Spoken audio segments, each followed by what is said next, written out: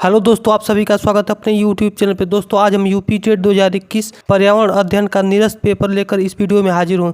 दोस्तों ये वीडियो पसंद आए तो मेरे चैनल को लाइक शेयर और सब्सक्राइब कीजिएगा। दोस्तों इस वीडियो का PDF में डिस्क्रिप्शन बॉक्स में है। पहला प्रश्न है, ग्रेट डिवाइडिंग रेंज निम्न में से कहाँ स्थित है? इस प्रश्न का उत्तर होगा ऑप्शन सी, ऑस्ट्रेलिया में। इंपॉर्टेंट पॉइंट है, ऑस्ट्रेलिया में ग्रेट बैरियर रीफ पाया जाता है। अगला पॉइंट है, ऑस्ट्रेलिया महाद्वीप सबसे छोटा महाद्वीप है जो दक्षिणी गोलार्ध में स्थित है। अगला प्रश्न है, दक्षिणी पूर्वी यूरोप के शीतोष्ण कटिबंधीय घास के मैदान को कहा जाता है? इस प्रश्न का उत्तर होगा ऑप्शन डी, स्ट्रैपीज। दोस्तों आइए जानते हैं विश्व के प्रमुख घास के मैदान के बारे में। लानोस घास के मैदान वेनेजुएला में, कैटिंगा सेराडो कैंपोस ब्राजील में, पंपास अर्जेंटीना में, सवाना पूर्वी और मध्य अफ्रीका में, वेल्ड घास के मैदान दक्षिण अफ्रीका में, डाउन्स ऑस्ट्रेलिया में, कैटरबरी न्यूजीलैंड में, प्रेयरी घास के मैदान अमेरिका में। अगला प्रश्न है, दक्षिण अमेरिका की सबसे ऊंची चोटी निम्न में से कौन है? इस प्रश्न का उत्तर होगा option C, Mount Aconcagua. Important point है, दक्षिण अमेरिका की सबसे ऊंची चोटी माउंट अंकांगुआ 6960 मीटर ऊंची है। अगला पॉइंट है, दक्षिण अमेरिका में एंडीज पर्वतमाला स्थित है जिसकी ऊंची चोटी माउंट अंकोकांगुआ है। अगला पॉइंट है, एंडीज की लंबाई 7200 किलोमीटर है। अगला प्रश्न है, निम्नलिखित में से किसमें क्लोरोफिल पाया जाता है?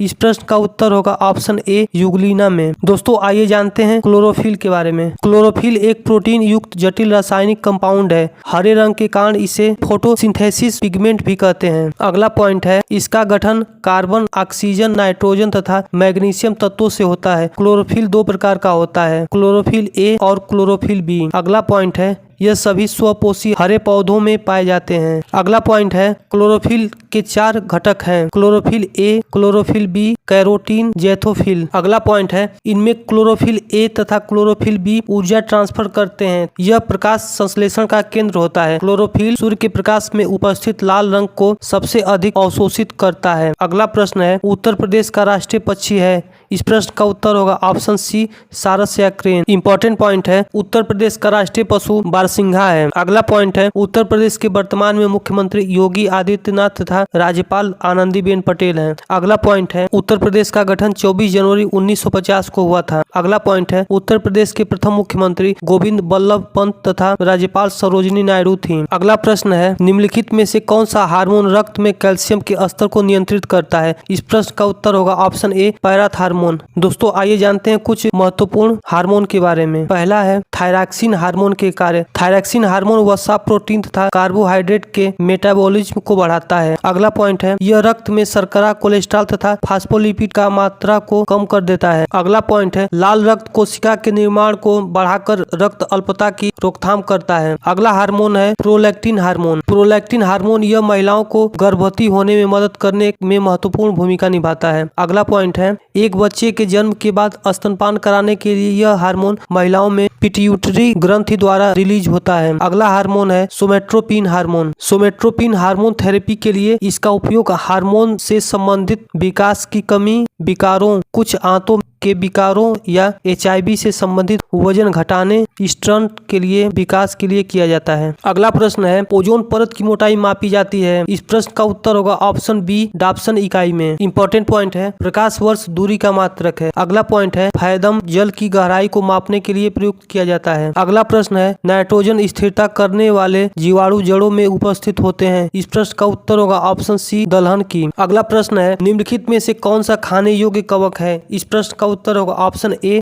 एगोरिकस। इंपॉर्टेंट पॉइंट है, एगोरिकस मशरूम की एक प्रजाति है जिसमें खाद्य और जहरीली दोनों प्रजातियां शामिल है। संभवतः दुनिया भर में 300 से अधिक सदस्य हैं। खाद्य मशरूम की प्रमुख और आम किस्म एगोरिकस बिस्फोरस, एगोरिकस कैपेसिट्रस शामिल है। अगला प्रश्न है, आवृतबीजी पौधों में निम्नलिखित में से कौन सी संरचना त्रिगुणित है? इस प्रश्न का उत्तर होगा ऑप्शन सी, भ्रूणपोष। दोस्तों आइए जानते हैं आवृतबीजी पौधों के बारे में। आवृतबीजी पौधे ऐसे पौधे जिनकी बीज आवरण से ढके होते हैं उन्हें आवृतबीजी पौधे कहते हैं, जैसे आम, मटर, मूंगफली, सेम। अगला प्रश्न है, मैंग्रोव पौधे पाए जाते हैं? इस प्रश्न का उत्तर होगा ऑप्शन बी, सुंदरवन में। इंपॉर्टेंट पॉइंट है, भारत में मैंग्रोव वन अंडमान व निकोबार द्वीप समूह व पश्चिम बंगाल के सुंदरवन डेल्टा में अत्यधिक विकसित है। इसके अलावा महानदी, गोदावरी और कृष्णा नदियों के डेल्टाई भाग में पाए जाते हैं।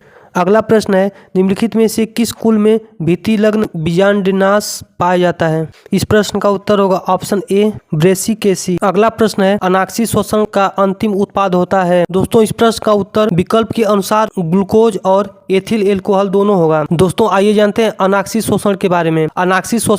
अनाक्सी शोषण वह शोषण है जो ऑक्सीजन के बिना होता है, अनाक्सी शोषण कहलाता है। जैसे सूक्ष्म जीव ग्लूकोज को इथेनॉल कार्बन डाइऑक्साइड में तोड़ते हैं और ऊर्जा छोड़ते हैं। अगला प्रश्न है, 1906 ईस्वी में मुंबई में भारतीय महिला विश्वविद्यालय की स्थापना किसने किया था? इस प्रश्न का उत्तर होगा option B DK. Karve. Important point है, प्रार्थना सभा की स्थापना 1867 ईस्वी में आत्माराम पांडुरंग ने की। अगला पॉइंट है, इंडियन नेशनल सोशल कॉन्फ्रेंस की स्थापना 1887 ईस्वी में एम.जी. रनाडे ने की थी। अगला पॉइंट है, 1828 ईस्वी में ब्रह्म समाज को राजा राम मोहन राय और द्वारकानाथ टैगोर ने स्थापित किया था। अगला पॉइंट है, भारतीय ब्रह्म समाज की स्थापना 1866 ईस्वी में केशव चंद्र सेन ने की थी। अगला प्रश्न है, पुरी की प्रसिद्ध रथ यात्रा संबंधित है? इस प्रश्न का उत्तर होगा ऑप्शन डी भगवान जगन्नाथ से। इंपॉर्टेंट पॉइंट है, जगन्नाथ मंदिर 4 धाम तीर्थों के रूप में जाना जाने वाले 4 हिंदू तीर्थ स्थलों के रूप में एक है। अगला पॉइंट है, प्रसिद्ध भगवान जगन्नाथ रथ यात्रा को कार महोत्सव के रूप में भी जाना जाता है। अगला पॉइंट है, गुंडीचा मंदिर से 3 भाई बहनों की वापसी यात्रा को बहुधा यात्रा, जिसे वापसी यात्रा के रूप में जाना जाता है। अगला पॉइंट है, यह भगवान जगन्नाथ जिसे भगवान कृष्ण के रूप में जाना जाता है, उनकी बहन देवी सुभद्रा और उनके बड़े भाई भगवान बलभद्र या बलराम को समर्पित है। अगला पॉइंट है, भगवान जगन्नाथ के रथ को नंदी घोष कहा जाता है। अगला पॉइंट है, पुरी के जगन्नाथ मंदिर का निर्माण गंग वंश के शासक अनंत वर्मन चोडगंग ने कराया। अगला है, नासिक में कुंभ मेला किस नदी के तट पर लगता है? इस प्रश्न का उत्तर होगा option C Godavari. Important point है, कुंभ का पर्व हर 12 वर्ष के अंतराल पर चारों में से किसी एक पवित्र नदी के तट पर मनाया जाता है। अगला पॉइंट है, हरिद्वार में गंगा, उज्जैन में शिप्रा, नासिक में गोदावरी और प्रयागराज में त्रिवेणी संगम जहाँ गंगा यमुना और सरस्वती मिलती है। अगला प्रश्न है, संध्या क्या था? इस प्रश्न का उत्तर होगा ऑप्शन बी अखबार। इंपॉर्टेंट पॉइंट है, संध्या एक अखबार था जो बांग्ला भाषा में दैनिक अखबार के रूप में प्रकाशित होता था। यह अखबार बंगाल विभाजन के दौरान 1906 ईस्वी में ब्रह्मा बांधव उपाध्याय द्वारा शुरू किया गया था। अगला पॉइंट है, भारत में प्रथम समाचार पत्र निकलवाने का श्रेय जेम्स अगस्ट हिक्की को दिया जाता है, जिन्होंने बंगाल गजट का प्रकाशन किया। अगला प्रश्न है, उत्तर प्रदेश राज्य विधान परिषद में कुल सदस्य संख्या कितनी है? इस प्रश्न का उत्तर होगा ऑप्शन ए 100 सदस्य। इंपॉर्टेंट पॉइंट है, किसी राज्य में विधान परिषद की स्थापना और समाप्ति का प्रावधान अनुच्छेद 169 में दिया गया है। अगला पॉइंट है, विधान परिषद राज्य विधानमंडल का उच्च सदन है। वर्तमान में केवल 6 राज्यों उत्तर प्रदेश, कर्नाटक, महाराष्ट्र, बिहार, आंध्र प्रदेश तथा तेलंगाना में विधान परिषद विद्यमान है। अगला पॉइंट है, विधान परिषद का सदस्य बनने के लिए न्यूनतम आयु सीमा 30 वर्ष का है। अगला प्रश्न है, भारतीय ध्वज संहिता कब से प्रभावी हुई? इस प्रश्न का उत्तर होगा ऑप्शन बी 26 जनवरी 2002 से। इंपॉर्टेंट पॉइंट है, भारत में संविधान सभा ने राष्ट्रीय ध्वज का प्रारूप 22 जुलाई 1947 को अपनाया। अगला पॉइंट है, प्रसिद्ध झंडा गीत झंडा ऊंचा रहे हमारा की रचना श्यामलाल प्रसाद गुप्ता जी ने की थी। अगला प्रश्न है, जन गण मन की हिंदी संस्करण को संविधान सभा ने भारतीय राष्ट्रगान के रूप में कब अपनाया? इस प्रश्न का उत्तर होगा option A 26 January 1950। Important point है, राष्ट्रगान रविंद्रनाथ ठाकुर द्वारा मूल रूप में बांग्ला में रचित जनगण मन के हिंदी संस्करण को संविधान सभा ने 24 जनवरी 1950 ईस्वी को भारत का राष्ट्रगान स्वीकार किया। अगला पॉइंट है, राष्ट्रगान सर्वप्रथम 27 दिसंबर 1911 को कांग्रेस के कलकत्ता में हुए अधिवेशन में गाया गया था। अगला प्रश्न है, 17वीं लोकसभा के लोकसभा अध्यक्ष का नाम है? इस प्रश्न का उत्तर होगा option B Om Birla. Important point है, संविधान के अनुच्छेद 93 के अनुसार लोकसभा स्वयं ही अपने सदस्यों में से एक अध्यक्ष और उपाध्यक्ष को चुनेगी। अगला पॉइंट है, लोकसभा के प्रथम अध्यक्ष गणेश वासुदेव मावलंकर जी थे। अगला पॉइंट है, लोकसभा की प्रथम महिला अध्यक्ष श्रीमती मीरा कुमार थी।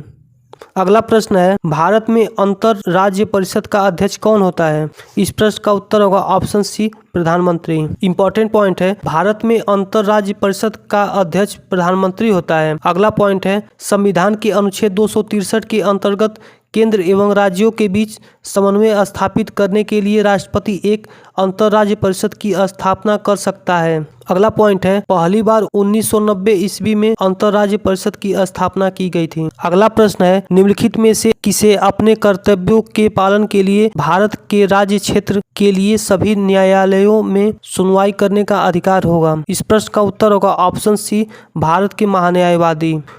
इम्पॉर्टेंट पॉइंट है, भारत के महान्यायवादी पद का उल्लेख संविधान के अनुच्छेद 76 के अंतर्गत किया गया है। अगला पॉइंट है, भारत का महान्यायवादी भारत सरकार का मुख्य कानूनी सलाहकार तथा भारतीय उच्च न्यायालय में सरकार का प्रमुख वकील होता है। अगला पॉइंट है, भारत के प्रथम महान्यायवादी MC सीतलवाड़ तथा वर्तमान में महान्यायवादी KK वेणुगोपाल हैं। अगला प्रश्न है, वह जिला जहां गंगा नदी उत्तर प्रदेश राज्य में प्रवेश करती है? इस प्रश्न का उत्तर होगा option D, Bijnor. Important point है, गंगा नदी उत्तर प्रदेश के बिजनौर जिले में सर्वप्रथम प्रवेश करती है। अगला पॉइंट है, गंगा नदी उत्तराखंड के उत्तरकाशी में स्थित गंगोत्री ग्लेशियर के गोमुख नामक स्थान से जाह्नवी के नाम से निकलती है, जिसे ग्लेशियर के बाद भागीरथी के नाम से जाना जाता है तथा आगे चलकर देवप्रयाग में भागीरथी अलकनंदा से मिलती है और फिर उसके बाद यह गंगा के रूप में जानी जाती है। अगला पॉइंट है, गंगा नदी की कुल लंबाई 2510 किलोमीटर है। अगला प्रश्न है, निम्नलिखित नदियों में से कौन यमुना की सहायक नदी नहीं है? इस प्रश्न का उत्तर होगा option A, Gandak. Important point है, यमुना नदी की कुल लंबाई 376 किलोमीटर है।